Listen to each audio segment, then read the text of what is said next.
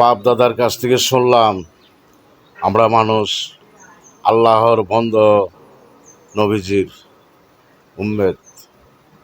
আর এখনকার মৌলবীরা মক্তব পড়ায় ছাত্রদের কলিমে তৈয়বের অর্থ বলে নবীজি নাকি আল্লাহর বন্ধ রাসূল।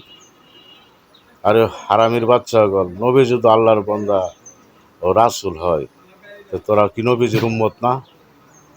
তোরা নবীজির উম্মত না? নবীজির আল্লাহর বন্দা ও রাসূলটা হস কেমন?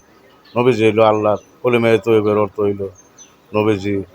কলিমায়ে তৈয়বের অর্থ এই যে হযরত মুহাম্মদ মুস্তাফা সাল্লাল্লাহু আলাইহি সাল্লাম আল্লাহর প্রেরণ রাসূল ও বা পাঠানো রাসূল।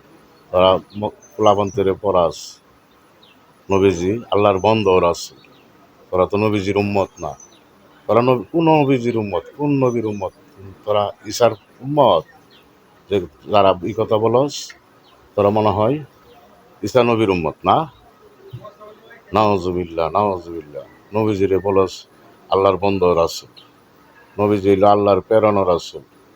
নবীজিরে মানব রূপে দুনিয়াতে না পাঠাইলে আল্লাহ মানুষ না বানাইতো না। আর মানুষ আমরা কোরআন কিতাব কিছুই পাইতাম না। আমরা আল্লাহ যা আছে একজন, সেটারও কোনো পাইতাম না, আমরা পরিচয় পাইতাম না আল্লাহর। তো নবীজিরে উপরে এমন কথা বলো যারা, তওবা পড়ে, তওবা পড়, তওবা পড়ো, তওবা পড়ে মানুষ হয়ে যাও, নবীজির উম্মত হও। আসসালামু আলাইকুম।